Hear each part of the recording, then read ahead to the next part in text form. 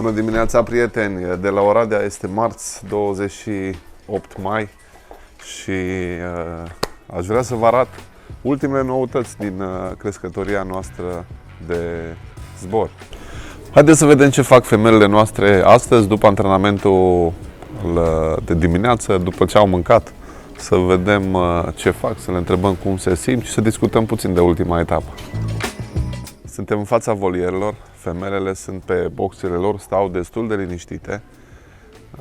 Au zburat în această dimineață, pe ceas 16 minute la dispariție și încă în jur de 20 de minute în jurul crescătoriei, după care au fost hrănite, adăpate și sunt destul de liniștite. Nu avem în această săptămână probleme majore cu împerecheatul porumbeilor din două motive. Prima, am avut o femelă care a avut tendințe să se împerecheze și am eliminat-o. Și a doua, sâmbătă, după etapa de Budapesta, am lăsat porumbeii împreună, masculii cu femelele, toată ziua. Deci până seara, la ora 7, 8, cam așa, au stat împreună și au putut să se bucure de acest privilegiu după 4 etape de concurs în care au jucat la văduvie. De ce am denumit video de astăzi Fă rai din ce ai? Pentru cei care sunteți din afara României, este o vorbă românească care vrea să însemne să te bucuri de ce ai și să maximizezi ceea ce ai.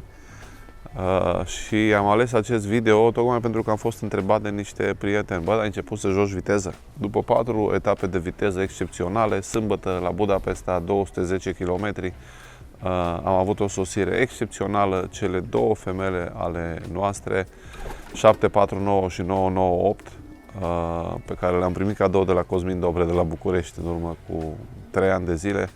Au ocupat locurile 2 și 3 și ne-au dus locul 1 la echipă. Am fost la foarte puțin de colegul nostru Viorel Zgârt, care a fost ocupantul locului 1. Am luat locurile 2 și 3 și am clasat un număr frumos de porumbei din cele 26 de femele pe care le-am jucat. Săptămâna trecută v-am făcut un video cu ce s-a întâmplat în crescătorie în perioada respectivă, cum am pregătit porumbeii pentru etapa de 210 km și am avut șansa unei etape chiar foarte bună prin prisma acestor doi porumbei. Și acum să mă întorc la titlul videoului nostru. Întotdeauna trebuie să te adaptezi la porumbeii pe care ai în crescătorie. Mie îmi plac foarte mult cursele lungi, dar îmi plac concursurile cu porumbei în general, indiferent de distanță. Ajungând în crescătoria noastră acești porumbei, care sunt porumbei, să zicem, de 100-700 și care performează atât de bine, este păcat să nu încercăm să maximizăm potențialul lor și să câștigăm orice concurs este posibil.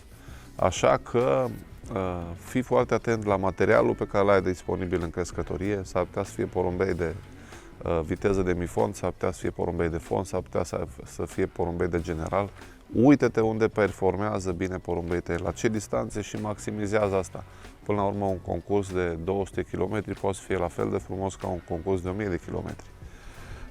Tocmai acesta este motivul pentru care anul acesta ne focusăm mult mai mult în zona viteză de mifon general și încercăm ceva la maraton scurt, pentru că lotul de porumbei pe care le avem, cam asta ne permite în acest moment și până la urmă, dacă la finalul sezonului vom câștiga și aceste campionate, va fi extraordinar de frumos. Să mă întorc un pic la porumbei. Am avut, așa cum am spus, o etapă de 210 km, o etapă destul de ciudată, pentru că porumbei s-au împrăștiat destul de mult în județ. N-am pierdut niciun porumbel și toată ziua de sâmbătă au stat, așa cum v-am spus, împreună cu masculii. Seara, după separare, porumbei au primit super dietă și în apa de băut le dau de atunci un produs pe care îl avem în test. Am să vi-l și arăt. Este un amestec lichid de plante. Are un miros interesant.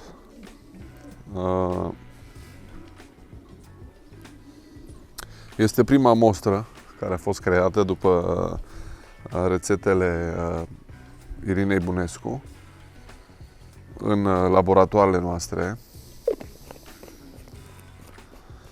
Și sunt foarte curios de efectele acestui produs pe termen lung, ca să zic așa.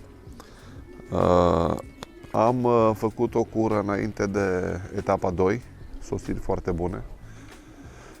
La etapa 3, etapa de săptămâna trecută, am avut 3 zile, 6 mese de Triconatura cu, v-am și spus lucrul ăsta, Triconatura cu ulei de cocos.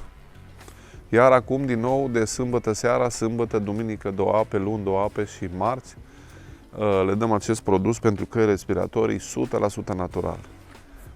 E un produs, așa cum v-am spus, de test, în funcție de ceea ce voi observa la porumbei.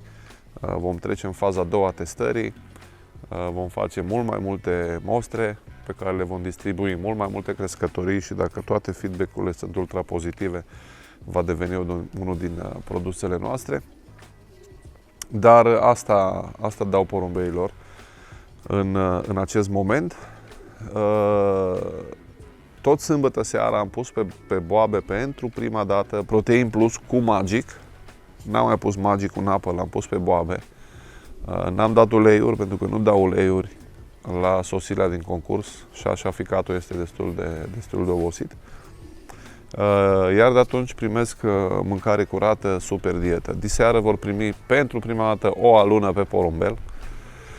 Încet, încet obișnuim porumbei cu alunele pentru că urmează cursele lungi.